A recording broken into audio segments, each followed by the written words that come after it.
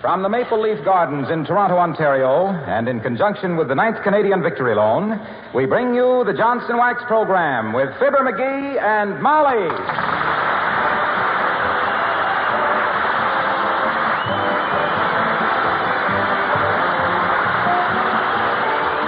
The makers of Johnson Wax products for home and industry present Fibber McGee and Molly, written by Don Quinn and Phil Leslie, with music by the King's Men and Billy Mills Orchestra.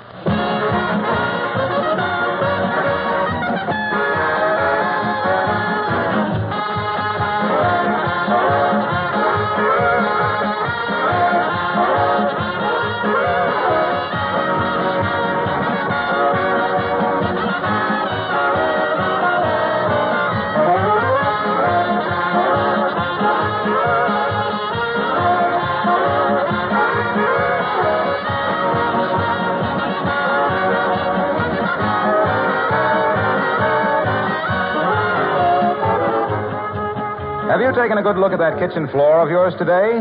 Don't you think it could stand the beautifying, protecting coat of Johnson's Glow Coat? I think you'll soon find out why millions of good housekeepers prefer Glow Coat to any other floor polish, especially for their linoleum surfaces. In case you don't already know, Glow Coat needs no rubbing or buffing. You simply apply and let dry. Come back in 20 minutes to a gleaming floor. Glow Coat is so perfectly blended that it's never streaked or uneven. Linoleum manufacturers themselves recommend Johnson's self-polishing Glow Coat, the choice of millions of experienced housekeepers. It's so easy to use Glow Coat, and your dealer has some now. Why not try it?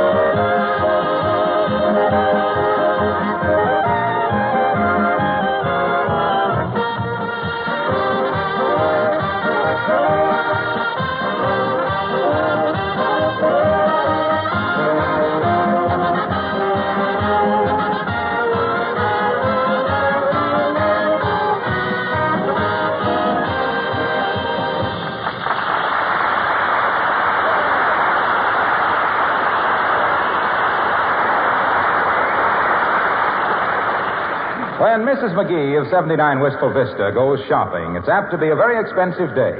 Not because she buys so much, but when a husband like hers has the free run of the house, almost anything can happen. And here, coming home from her morning's marketing, arms full of bundles and heart full of apprehension, we find Molly. Of Fibber McGee and Molly.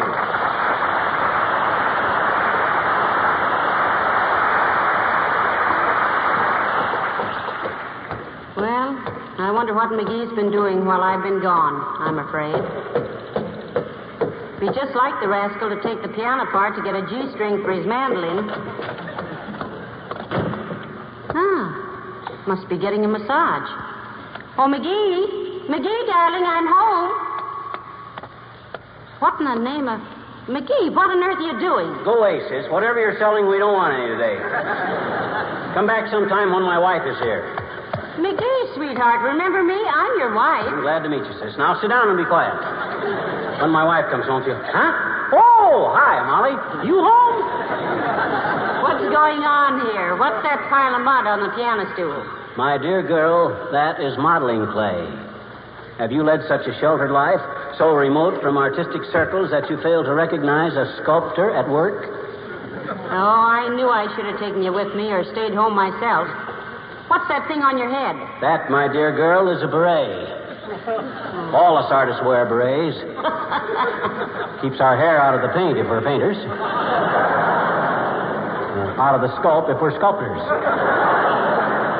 And we are. Oh, we are? Yep. I've entered a sculptor contest. Wistful Vista Art Center. First prize, $100. And I can use $100 like Herman Goering could use a fast plane to Patagonia. But you've never had any training in sculpture, dearie. Neither did Victor Hugo, but he was a success, wasn't he? Victor Hugo was not a sculptor. Neither am I. So I start even Steven with Victor Hugo. Now, if you'll excuse me, my dear, I must have at it. I say, McGee. Please, Molly. When a creative artist is at work, one must never intrude with commonplace things. You have broke my mood. I'll break your... Now, Molly, control yourself. He's just a boy at heart. Where'd you get that Mother Hubbard effect you're wearing, dearie? That, my dear girl, is a smock. Borrowed it from a guy at the filling station. I see. Then the message on the back of it is an advertisement, not a character reading. Well, what's it say? Tires quickly.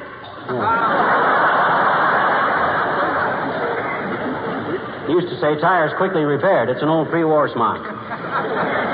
Now, let me see. A little more height to the forehead. Please, my dear, please, don't come between me and the mirror.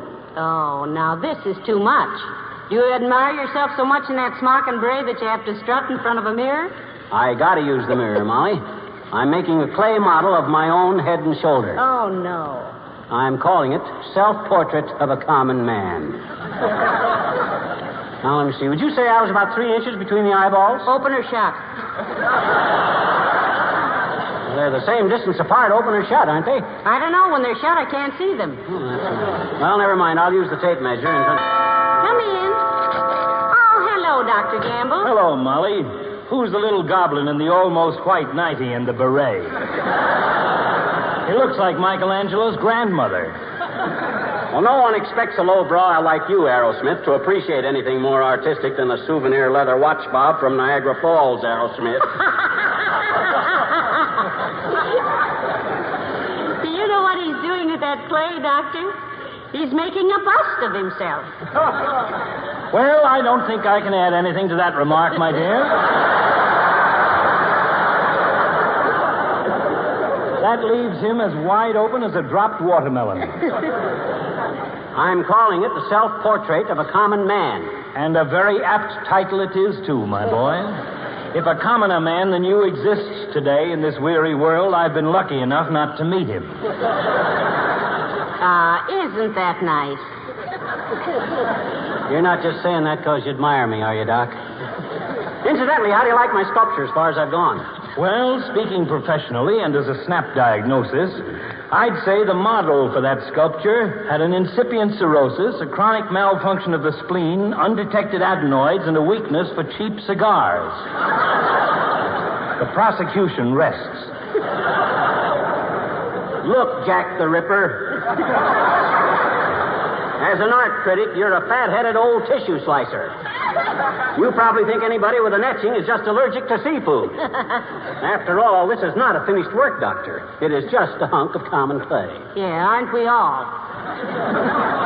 Tell me, termite, just what do you plan to do with this wrung-out blob of river bottom after you get tired of teasing it? Convert it into a housing project for homeless earthworms, or bake yourself a batch of marbles, of which you could use a few? Ignoring your crude attempts at humor, Doctor, I am entering this sculpture in the Wistful Vista art competition. Oh, no. Yes, indeed, Doctor. He's going to win the first prize of $100, he keeps telling himself. He would. He's as self-centered as a yogi contemplating his belt buckle. Look, Cellini, take the advice of the family physician and throw that muck out the window. Then go take a long walk. Go bowling. Go skating. No, don't go skating. Your ankles would fold up like a street map of Pittsburgh. Is that so? Say, now, he used to play hockey, Doctor, for the Peoria Bullfrogs. Yeah. And very well, too. Golly, what a goalie. He played hockey? Yes, I played hockey. And I got old man Skinnamer to donate the rink, too. Skinnamer Ink McGee, I was known as in them days. Oh, dear. Skinnamer Ink McGee, the slyest slashingest skater that ever slid sideways to shoot a sharp shot through center or slap a spectator silly with a slick stick. Set in the stands to screaming as I slam in the score that sews up the series, making me a sensation from Saskatchewan to Salem, but I promised him a sculpture and I wouldn't want to fail him.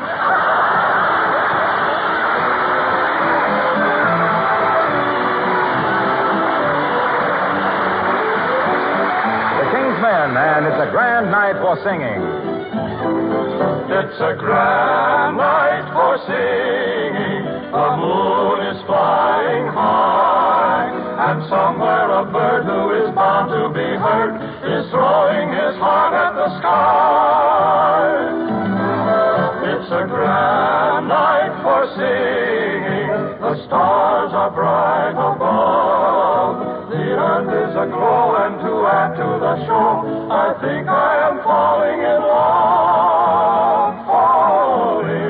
Falling in love. Maybe it's more than the moon. Maybe it's more than the bird. Maybe it's more than the sight of the night in the light, too lovely for words. Maybe it's more than the earth, shining and silvery blue.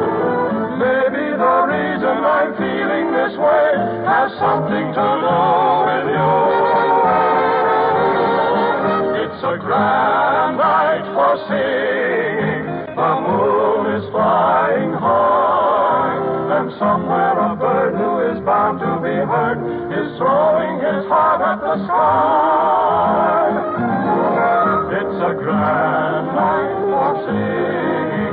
The stars are bright above. The earth is aglow, and to add to the show, I think I am falling in love. Falling head over heels in love.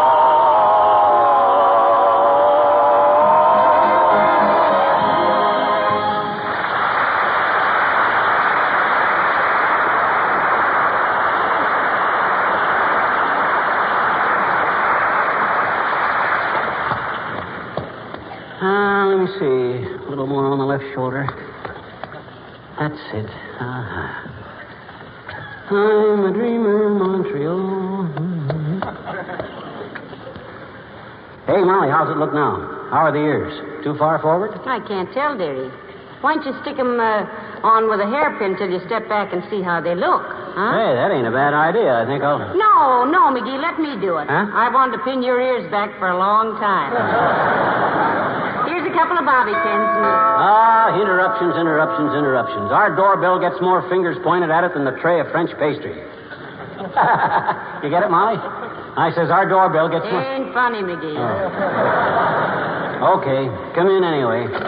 Mr. McGee? Yes? We're taking a poll. Do you mind? Not at all, sis. Glad to help you. Thank you. Good day. Wait a minute, miss. What pole is this? The one that holds your clothesline up. We just moved in next door.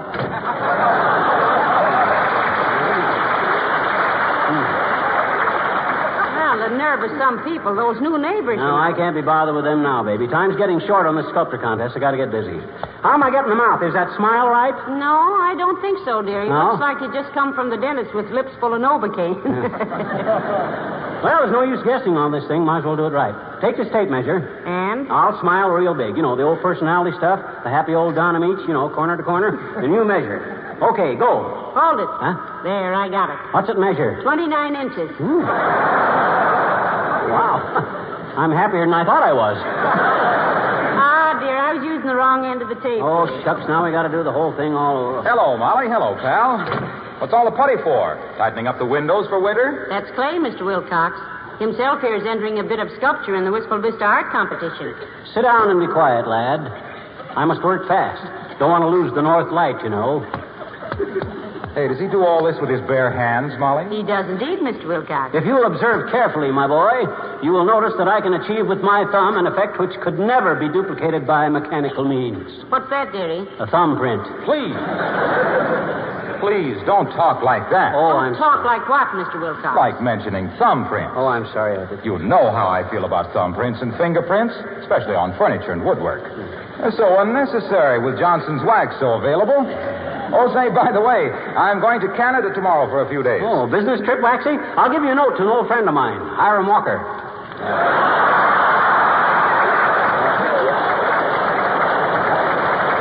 Old friend of mine up there. Known him for years. He raises birds. What kind of birds? Swallows. Well, I'm going to visit the Johnson Wax plant in Brantford, Ontario.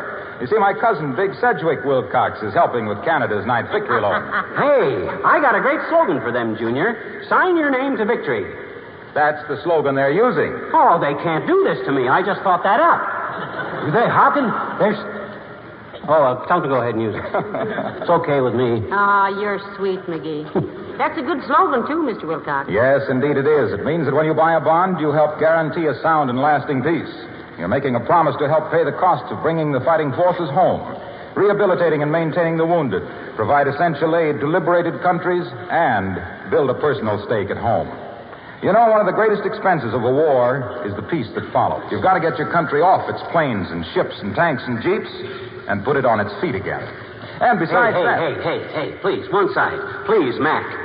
You're in my light, and I gotta hurry with this sculpture. Oh, I'm sorry, pal, and I wish you a lot of luck with your new career. Thank you. Oh, say, if it interests you, my nephew, Big Phelan Wilcox, works in clay. That's all. Yeah. He made $100,000 last year. Heavenly days, $100,000. I told you there was dough in this stuff, Molly. What does your cousin make out of clay, Junior? Statues, busts, fountains, or what? Bricks. Well, so long now.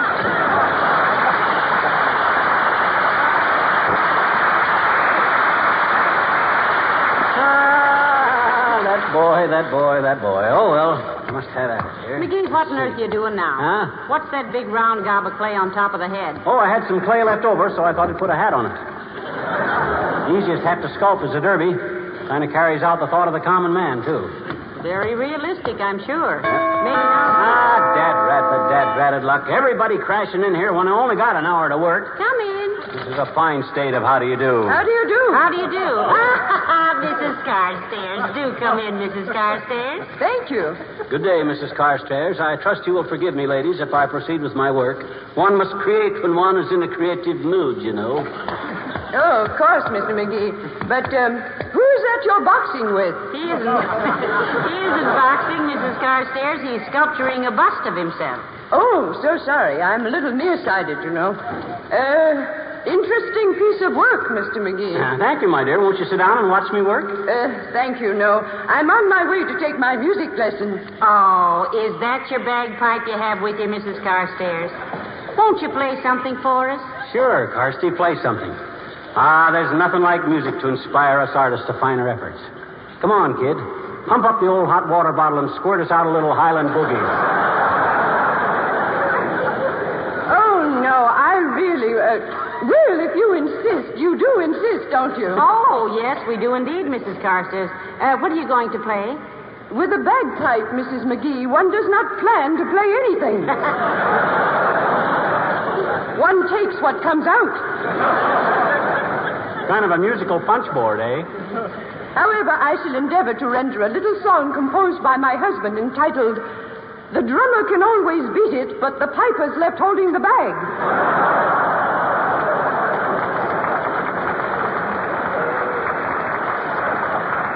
Well, are we ready? Go ahead, Mrs. Carstairs. I'm all ears. Quite.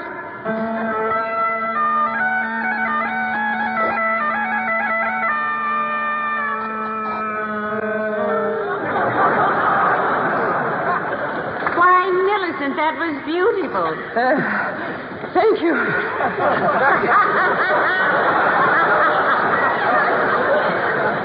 That was the shortest bagpipe number I ever heard by a player in the longest kilt I ever saw. Are you Scotch, Carsty? Half Scotch. What's the other half, Mrs. Carstairs?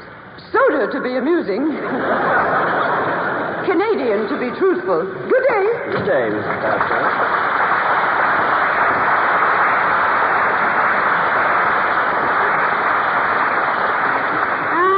Must be quite an inspiration to you, dearie. You were really working like mad while she was playing. Yeah, but she threw me all off. I found myself making this derby hat into a tam o' shanter. It's almost finished. Aha! There. It's done. Well, all I can say, dearie, is that is a piece of sculpture. Yep. And I'm so worn out from watching you slap it around, I'm going upstairs and lie down a while. Okay, Mommy. There goes a good kid. Does she try to discourage me when I take up a new career? No, sir. Does she threaten to get a new hubby when hubby gets a new hobby? No, sir. You see the Come in. Oh. Hi, mister. Oh. Yeah.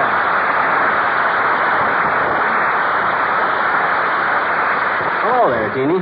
Now, look, I haven't got time today. Oh, boy. Mud pies, huh? Gee, that's a big one, mister. Can I play too? Can I, mister? Can I, please? This, my dear child, is not a mud pie. This is a prize-winning sculpture entitled, How'd you like to pick up a fast dollar, sis? Gee, that's a good name for it, mister. No. Look, the art contest closes in half an hour. You deliver this to the judges, and I'll pay you $1. How much you win if you get first prize, mister? $100. 1%, Yep. huh? You realize, Mr. In a court of equity, the party of the first part having contracted to deliver as per agreement certain stipulated charges. Okay. $2. It's a deal. Yeah. Now get going, sis. I got to get this entered before the contest closes, and if Gee, what do I cover it with, mister? Cover it? Oh, let's see. Where's there some wrapping paper? Oh, I know. There's some right here in the hall closet. No, mister. No, please.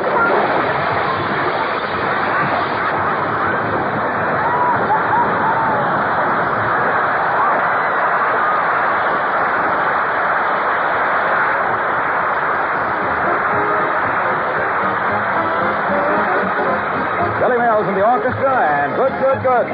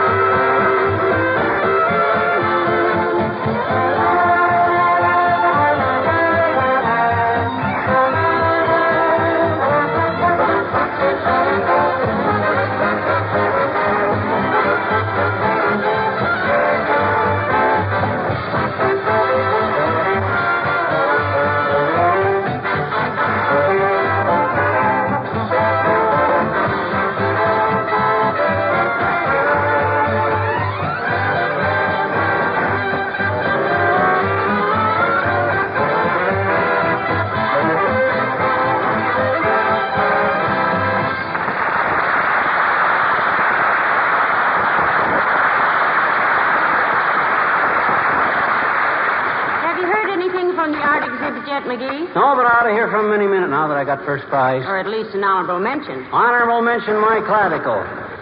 I take first prize or I take nothing. My gosh, if you'd have seen some of the sculpts they got down there. Why, they got one sculpt down there of a guy with wings going out of his heels. That's Mercury, dearie. Well, I'll bet he dropped 10 degrees when my sculpt came in. The minute the judges see my self-portrait of a common man, that must be my prize money being delivered right now. Come in. Oh, my goodness. Hello, Mr. Mayor. Oh, hi, Ella Trivia. Good day, Molly. Hello, McGee. What's this I hear about you entering a sculpture competition? Oh, he has indeed, Your Honor. He's got a 50-50 chance of winning first prize, too. They either say no or they say yes. Well, I do hope you win, McGee. Then perhaps you would make a small donation to a new civic project of mine. What project is that, Mr. Mayor? We're considering building a bridle path through the outskirts of town. There's been considerable... A bridle path? What do they need a path for? Every bride I ever knew of took a cab from the church right to the airport or the railroad station. Or I was speaking of a bridle path for equestrians, McGee. Equestrians or Episcopalians, the principle is the same, Mr. Mayor. No bride wants to walk around the outskirts of town after... I didn't say anything about a bride walking. I merely Now, said... just a darn minute, Latrivia. I realize you're a politician and you got to get votes. But by George, if you're going to build special paths for newlyweds and let us old married couples tramp along the hard pavements... Newlyweds have nothing to do with it, I tell you. But when citizens who keep horses come to me... Don't change the subject, Mr. Mayor. I was not changing the subject. I was trying to tell you that a bridle path for horseback riders... And how many people get married on horseback? Answer me that. Maybe somebody trying to get their picture in the paper. But that hardly justifies the expense of building a special path for them. Nobody intends to build a special path for newly horses. I mean horse-ride rather. Look, did you ever own a horse, McGee? Had me a little Shetland pony when I was a kid, did you? Her name was Fibber. He used to get up early every morning and curry papers so my father would... Where did you ride this pony? What'd you say, Mr. Mayor? I said, where did he ride his pony? He rode it where everybody rides a pony, halfway between his neck and his tail.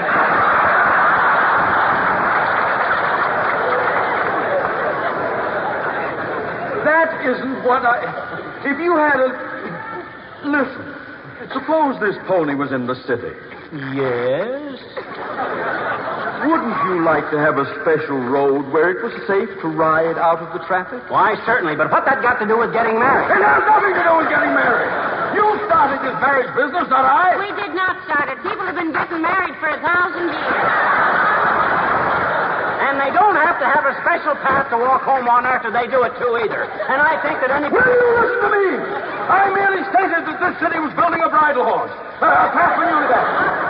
I mean, when a man wants to take a bride, a horseback...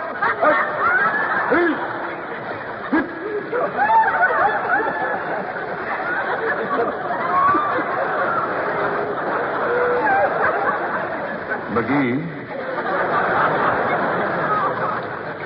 Yeah? May I say just 2 words? Why, certainly, Mr. Mayor. Good day!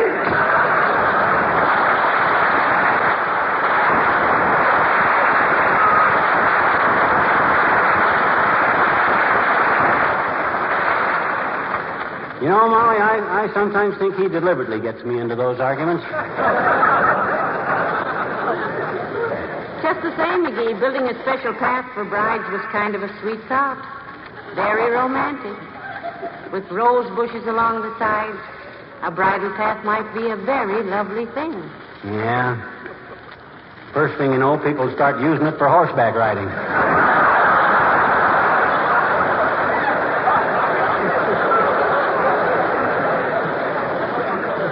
It ain't practical. But La Trivia's kind of a dream. Hot dog, there's my $100. Come in. Hi, Mister. Hi, Miss McGee. Hi, sis. Hello, little girl. Well, did you bring it, sis? Did you bring my prize money? Where is it, sis? Hurry up. Relax, McGee. Maybe you didn't win first prize. Let's face it. Of course I won. That was the finest piece of sculpture I ever did. It had to be. It was the only one I ever did. Come on, sis. Come on. Didn't they give you an envelope for me? Sure they did, I betcha. Here it is, mister.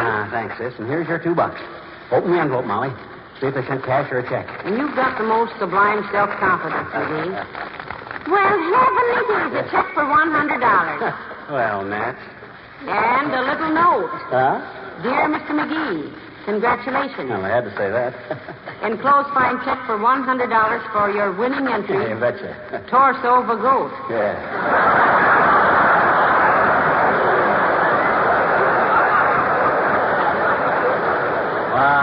What did I tell you? When you got a talent like mine, you can't... For what? Torso of a goat! What are you thinking at, sis? Just because them judges don't know a portrait of a common man from the torso of a goat? Well, it was kind of hard to tell by the time I got here, mister. Huh? Boy, was it ever a mess. What you mean? I fell down with it twice.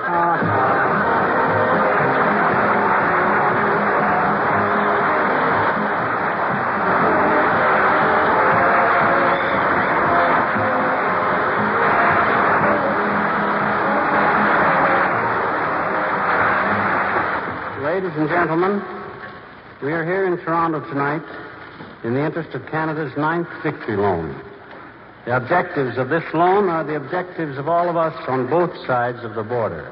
Buying victory bonds means that you sign your name to victory, that you subscribe not only your money for the return and rehabilitation of our fighting men, but that you subscribe to the principles for which they fought. The right of living in peace, with a future security for yourselves and your families. So invest in victory bonds today to the very limit of your ability. Peace with security is expensive, but it's the biggest bargain ever offered. Good night. Good night, Hall. This is Harlow Wilcox, speaking for the makers of Johnson's Wax products for home and industry, inviting you all to be with us again next Tuesday night. Good night. This is the National Broadcasting Company.